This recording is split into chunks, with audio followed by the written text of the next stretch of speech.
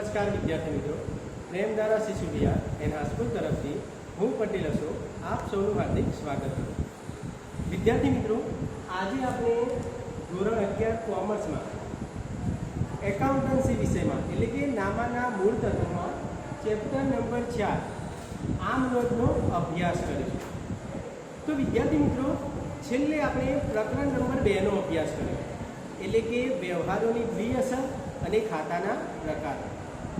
તો વિદ્યાર્થી મિત્રો, હવે પછી જે આપણે આમ નોંધ પ્રકરણનો અભ્યાસ કરીએ છીએ તે પ્રકરણ સમજવા માટે પ્રકરણ નંબર 2માં મેં તમને છેલ્લે જે ઉધાર જમાના નિયમો સમજાવ્યા એના આધારે આ પ્રકરણનો અભ્યાસ કરવાનો છે.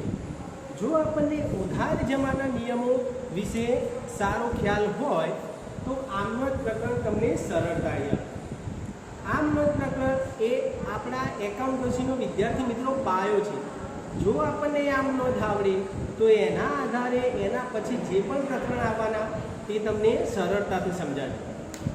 તો આ પ્રકરણની શરૂઆત કરીએ એ પહેલાં આપણે ચેપ્ટર નંબર 2માં ઉધાર જમાના નિયમનો એકવાર અભ્યાસ કરી લઈએ.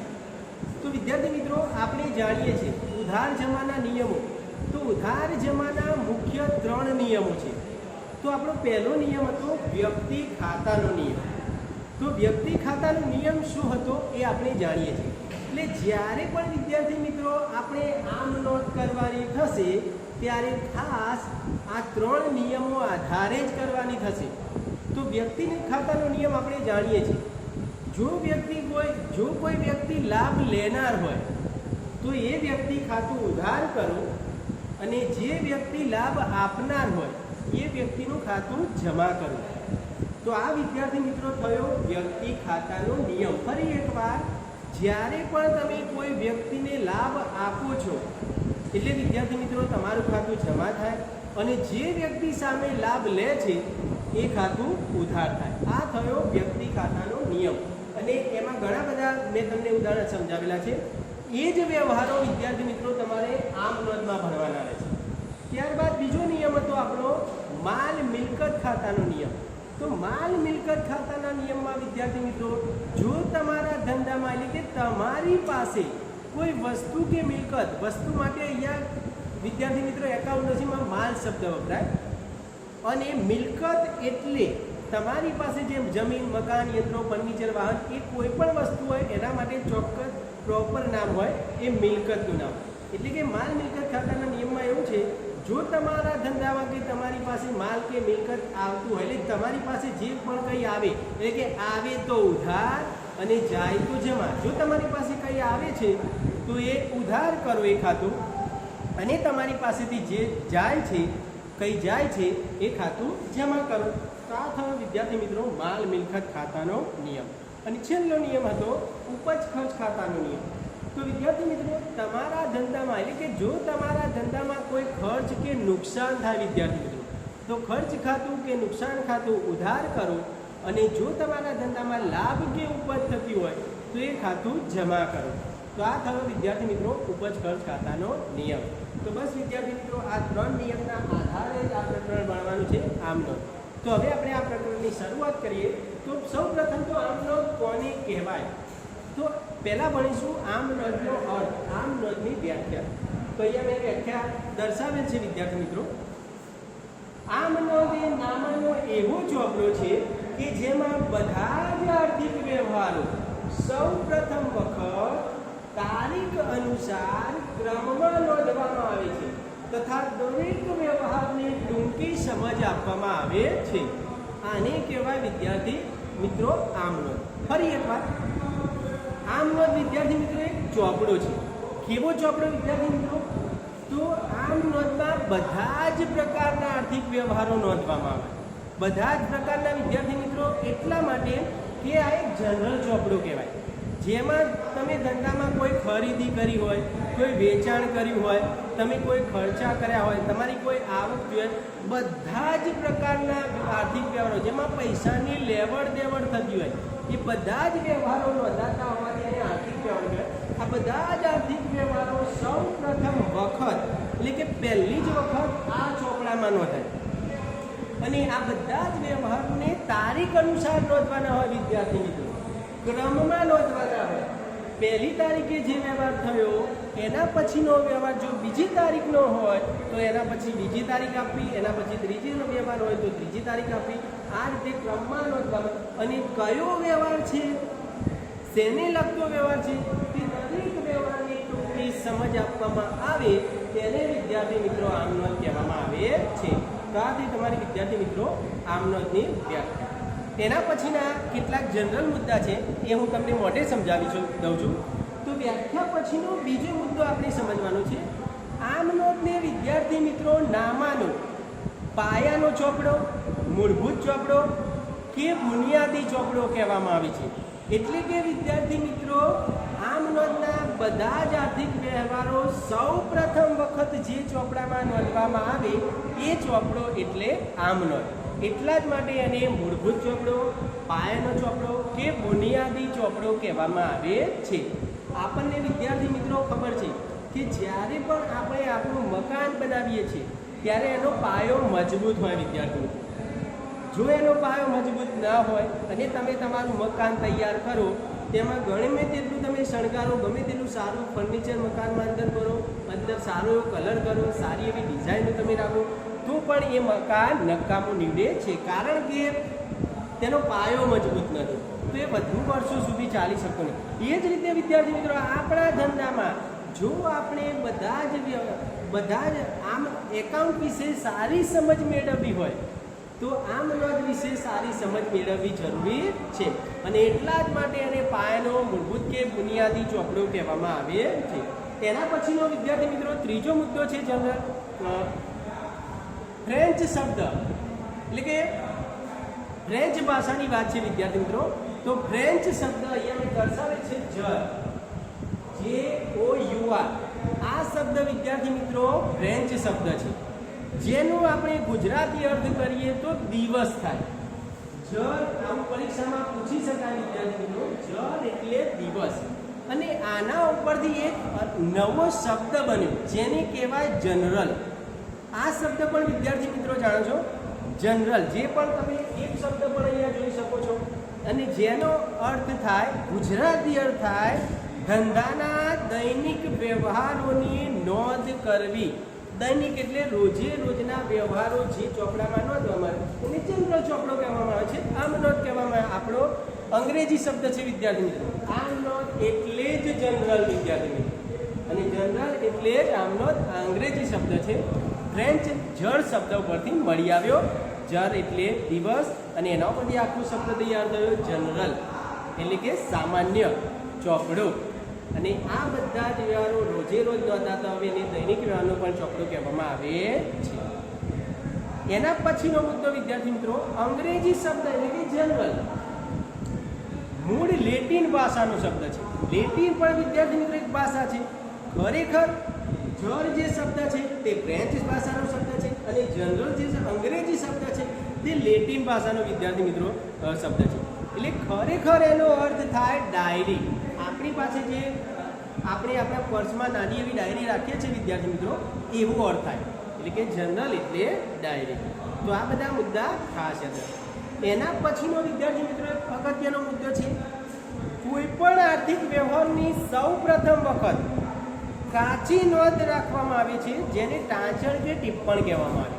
એટલે કે જ્યારે પણ વિદ્યાર્થી મિત્રો તમે આ ચોપડામાં એટલે કે આમનોંધના ચોપડામાં કોઈ પણ વ્યવહાર નોંધો છો તે પહેલાં તમે એક કાચો ચોપડો તૈયાર રાખો છો. કાચો એટલે વિદ્યાર્થી મિત્રો ઉદાહરણ તરીકે તમારી કોઈ સ્ટેશનરીની દુકાન છે. હવે સ્ટેશનરીની દુકાન હોય તો તમારી પાસે રોજે રોજના ઘણા બધા કસ્ટમર ગ્રાહકો આવતા હોય. તો આ બધા ગ્રાહકો આવતા હોય, તમારી વસ્તુ એને આપવાની હોય, તમારે પૈસા લેવાના હોય, તો તમારી પાસે એટલો બધો ટાઈમ ના હોય કે તમે તમારા પાકા ચોપડામાં બધા વ્યવહારો પદ્ધતિસર લખી શકો. એટલા માટે ઘણા બધા વેપારીઓ વિદ્યાર્થી મિત્રો શું કરે, તો સૌપ્રથમ એક કાચો રફ, ઘણા બધા કાચી ડાયરી રાખી, કાચા પાનામાં પણ બધા રોજે રોજના રફ વ્યવહારો લખતા હોય.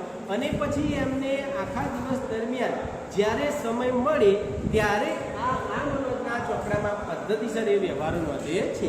એટલા માટે વિદ્યાર્થી મિત્રો જ્યારે પણ સૌપ્રથમ આર્થિક વ્યવહારો નોંધવામાં આવે ત્યારે માટે એક કાચી નોંધ રાખે છે. બધા ગમે તેટલી કાચા ચોપડામાં, કોઈ ડાયરીમાં કે છૂટા પાનામાં રાખે એને કાચી નોંધ કહેવાય. અને આને એકાઉન્ટની ભાષામાં, નામાની ભાષામાં ટાંચણ કે ટિપ્પણ કહેવામાં આવે છે. ત્યાર પછીનો વિદ્યાર્થી મિત્રો આપણો મુદ્દો છે કાચી નોંધના વ્યવહારોને પદ્ધતિસર નોંધેલા ન હોવાથી વિદ્યાર્થી મિત્રો તે કાચી નોંધ હિસાબી ચોપડાનો એક ભાગ ના કહેવાય.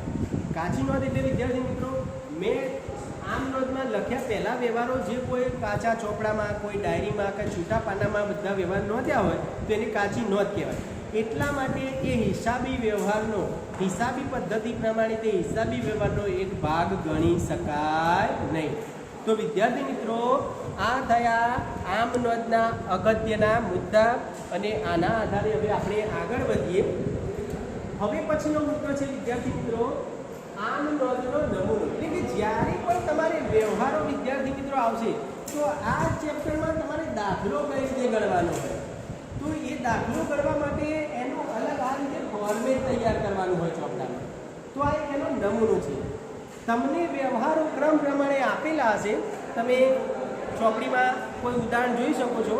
આ હું તમને ચેપ્ટર ચલાવું છું એટલે તમારી ચોપડીમાં કોઈ ઉદાહરણ જોઈ શકો છો. એમાં લખ્યું છે કે જે તે કંપનીના ચોપડે આમ નોંધ તૈયાર કરો તેમાં ક્રમ પ્રમાણે, તારીખ પ્રમાણે, ઓગસ્ટ મહિનો હોય, જુલાઈ મહિનો હોય, જાન્યુઆરી મહિના, એ પ્રમાણે ક્રમ પ્રમાણે 10, 12, 15 વ્યવહારો આપેલા હશે. અને જે આપણે અગાઉ ઉધાર જમાના નિયમમાં ઘણા બધા વ્યવહાર બન્યા એ પ્રમાણે ક્રમ પ્રમાણે આપેલા હોય. અને એ વ્યવહારના આધારે તમારે આ પ્રમાણે ફોર્મેટ તૈયાર કરવાનું અને એ વ્યવહારના આધારે તમારે અંદર વ્યવહારની નોંધ કરવાની હોય છે. તો આ નોંધનો વિદ્યાર્થી મિત્રો નમૂનો છે. હવે તમે જોઈ શકો છો અહીંયા આમ નોંધનો નમૂનો.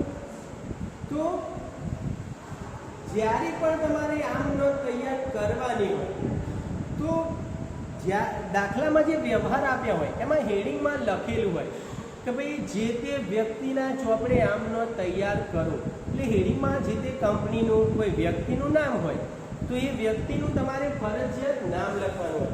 તો અહીંયા તમે જોઈ શકો છો મેં લખ્યું છે શ્રી, પછી ખાલી જગ્યા કરે છે.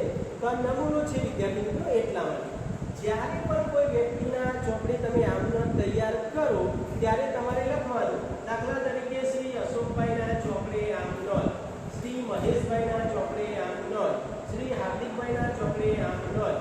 તો આ રીતે વિદ્યાર્થી મિત્રો જે તે વ્યક્તિના ચોપડે આપણે આમ નોંધ લખતા હોઈએ ત્યારે એનું નામ દર્શાવવાનું હોય છે. આ તમારું દાખલાનું થયું હેડિંગ. ત્યારબાદ ચોક્કસ નમૂનો તૈયાર કરવાનો જે તમે અહીંયા જોઈ શકો છો, જે તમારે ધ્યાનથી સમજવાનું છે. તો અહીંયા તમે જોઈ શકો છો નમૂનો. સૌ પ્રથમ પહેલું ખાનું બનાવવાનું તારીખનું, ત્યારબાદ બીજું ખાનું બનાવવાનું વિગતનું, ત્યારબાદ ત્રીજું ખાનું ખાપા. ખાપા એટલે વિદ્યાર્થી મિત્રો ખાતા વહી પાના નંબર. એટલે તમે જે વ્યવહાર કરો છો એ તમે આમ નોંધના ચોપડામાં લખેલું, કોઈ આમ નોંધના ચોપડામાં લખેલો છે તો ત્યાં તમે નંબર આપેલો છે કે ભાઈ આ પાના નંબર ઉપર આ વ્યવહારો છે. ખાતા વહી પણ એક પ્રકરણ વિદ્યાર્થી મિત્રો તમારે ભણવાનું આવશે બીજા સેમમાં. એટલે અત્યારે ખાલી તમારે ખાતા વહી પાના નંબર યાદ રાખવાનો. એના પછીનું ખાનું દર્શાવવાનું ઉધાર રકમ અને છેલ્લું ખાનું જમા રકમ. અહીંયા તમે નમૂના તરીકે તમે ખાના જોઈ રહ્યા છો વિદ્યાર્થીઓ. ટોટલ તમારે નમૂના પ્રમાણે 5 ખાના તૈયાર કરવાના. ફરી એકવાર તારીખ, વિગત, ખાપા, ઉધાર રકમ અને જમા રકમ. હવે વિદ્યાર્થી મિત્રો જ્યારે પણ આપણે નમૂનો તૈયાર કરીએ તો એ નમૂનો ચોક્કસ પદ્ધતિસર બનાવવાનો. તારીખનું ખાનું તમે જોઈ શકો છો. જેટલી જરૂરિયાત છે તારીખ લખવા આપણને ખબર પડી જવી જોઈએ કે આટલી સ્પેસમાં તારીખ આવી જાય. વધુ સ્પેસ રાખવી નહીં, ઓછી પણ સ્પેસ રાખવી નહીં. એ જ રીતે વિગતનું ખાનું. આમ નોંધમાં મોટું ખાનું વિગતનું હોય વિદ્યાર્થી મિત્રો. કારણ કે વિગત વ્યવસ્થિત પદ્ધતિસર લખવાની હોય તો એ પ્રમાણે તમે અહીંયા સ્પેસ જોઈ શકો છો. ખાપાની સ્પેસ ખૂબ જ ઓછી રાખવી. એ ખાલી લખવાની જ હોય છે, એમાં બીજી કંઈ વધારાનું લખવાનું હોતું નથી. એ ખાનું ખાલી જ રહેશે. અને ઉધાર અને જમા રકમના ખાના સરખા રાખવા. ઉધાર અને જમા રકમ રકમનું ખાનું એવું રાખવું વિદ્યાર્થી મિત્રો, ગમે તેટલી મોટી રકમ હોય સરળતાથી સમાઈ જાય. 10 લાખ રૂપિયા લખવા હોય, 5 લાખ રૂપિયા લખવા હોય, 25 લાખ રૂપિયા લખવા હોય, જેવી રકમ એના આધારે તમે ખાનું દર્શાવી શકો. તો હવે આપણે નમૂનામાં કઈ રીતે આમ નોંધ તૈયાર કરવાની, તો વિદ્યાર્થી મિત્રો હું ફક્ત એક ઉદાહરણ દ્વારા સમજાવીશ, પછી આપણે ઘણા બધા વ્યવહારો દ્વારા પ્રોપર આમ નોંધનો અભ્યાસ કરીશું. આ નમૂનો હું ખાલી સમજાવવા માંગુ છું. તો તમે એના માટે અહીંયા ઉદાહરણ તમે જોઈ શકો છો વિદ્યાર્થી મિત્રો. આ ઉદાહરણ નીચે આપે છે એના આધારે તમને આ નમૂનો સમજાવે છે. તો દાખલા તરીકે સમજો, ઓગસ્ટ મહિનાની એટલે કે આજની તારીખનો એક વ્યવહાર છે, બરાબર. 18 ઓગસ્ટ 2020 નો એક વ્યવહાર છે. 5000 નો માલ રોકડેથી ખરીદ્યો. તો આવા બધા વ્યવહાર વિશે તમે વિચારો કે આવો કોઈ વ્યવહાર તમે કોઈ ચેપ્ટરમાં અભ્યાસ કર્યો ઉદાહરણ દ્વારા, તો હા, આવા નોર્મલ વ્યવહારો મેં તમને ઉદાહરણ આપેલા હશે. તો જ્યારે પણ તમે કોઈ વ્યવહાર અહીંયા જુઓ છો તો કેવા પ્રકારનો વ્યવહાર છે એ વ્યવહાર સમજવા માટે તમારે ઉધાર જમાનો નિયમ સમજવાનો અને એના આધારે તમારે અહીંયા વિગત લખવાની હોય અને જે રકમ આપી હોય ઉધાર અને જમા બંને બાજુ એક સરખી રકમ આપવી જોઈએ. તો 5000 નો માલ રોકડેથી ખરીદ્યો. અહીંયા ખાલી ફોર્મેટ સમજીએ છીએ એટલે સિમ્પલ વ્યવહાર જ લીધો છે. તો 5000 નો માલ રોકડેથી ખરીદ્યો. તો આમાં ઉધાર જમાનો નિયમ તમે યાદ કરો. તો તમે ખરીદી કરો છો એટલે તમારી પાસે કોઈ વસ્તુ આવે છે તો યાદ આવી ગયો ઉધાર જમાના નિયમ પ્રમાણે આવે તો ઉધાર, તો તમારી પાસે શું આવે છે? માલ. તો ખરીદી કરો ત્યારે માલ શબ્દ માટે ખરીદ ખાતે શબ્દ ચોક્કસ વિગત લખાવી જાય. આની સાથે તમે રોકડેથી ખરીદી કરો છો એટલા માટે તમારી પાસેથી રોકડ જાય છે. તો જાય તો જમા, તો એ તમે જોઈ શકો છો એ રોકડ ખાતે જમા. તો બસ વિદ્યાર્થી મિત્રો, ઉધાર જમાનો નિયમ તમને આવડે એટલે આમ નોંધ તમારી સરળ થઈ જાય. હવે આની નોંધ કરીએ તો કઈ રીતે તારીખ લખવાની, તો સૌપ્રથમ પહેલા વર્ષ લખવાનું વિદ્યાર્થી, પછી જે મહિનો હોય એ, અને પછી કોમાનું નિશાન કરીને જે તારીખ હોય એ લખવાની. એક જ વખત પહેલો જ વ્યવહાર કરો ત્યારે જ આ રીતે 2020 ઓગસ્ટ 18, પછી તમારે ફક્ત ને ફક્ત તારીખ જ બતાવવાની હોય. 18 પછી 19, 20, 21 એ પ્રમાણે, પછી વર્ષ અને મહિનો લખવાનો હતો નથી. તો આ રીતે તારીખ લખી. હવે આ વ્યવહારની મેં આમ નોંધ કરી. તો આ નોંધ હંમેશા કઈ રીતે થાય વિદ્યાર્થી મિત્રો, તમારી માટે આ નવો મુદ્દો છે. કઈ રીતે આમ નોંધ મેં લખેલી છે એ તમે ધ્યાનથી જુઓ. ખરીદ ખાતે ઉધાર, એ તો મેં તમને નિયમ સમજાવ્યો એ પ્રમાણે જ્યારે પણ આમ નોંધ લખાય એ આ ચોક્કસ પદ્ધતિ છે. ખરીદ ખાતે ઉધાર, તો ઉધાર જ્યારે લખો ત્યારે ફક્ત ઉ જ લખવાનો અને પછી પૂર્ણ વિરામ કરી દેવાનું, એ નિયમ છે. ત્યારબાદ ખરીદ ખાતે ઉધાર લખ્યા પછી ખરીદીની નીચે સ્પેસ રાખીને લખવાનું તે રોકડ ખાતે. ત્યાં જમા ના લખાય, સ્પેસ પાડીને તે રોકડ ખાતે. આ રીતે દરેક વ્યવહારની વિગત હોવી જોઈએ. ખરીદ ખાતે ઉધાર, તે રોકડ ખાતે જમા. કેટલી રકમ છે આપણે જાણીએ છીએ. ખરીદ ખાતાની ઉધાર બાજુ ઉધાર રકમ 5000 અને જમા બાજુ જમા રકમ 5000. આ રીતે બંને બાજુ લેવલ થઈ જવું જોઈએ. તો વિદ્યાર્થી મિત્રો, આ થયો આમ નોંધનો નમૂનો અને આમ નોંધની વ્યાખ્યા. હવે પછી વિદ્યાર્થી મિત્રો આપણે કેટલાક સારા એવા વ્યવહારોની સાથે એક નવા વિડીયોમાં આપણે રજૂ થઈશું. ત્યાં સુધી ધન્યવાદ.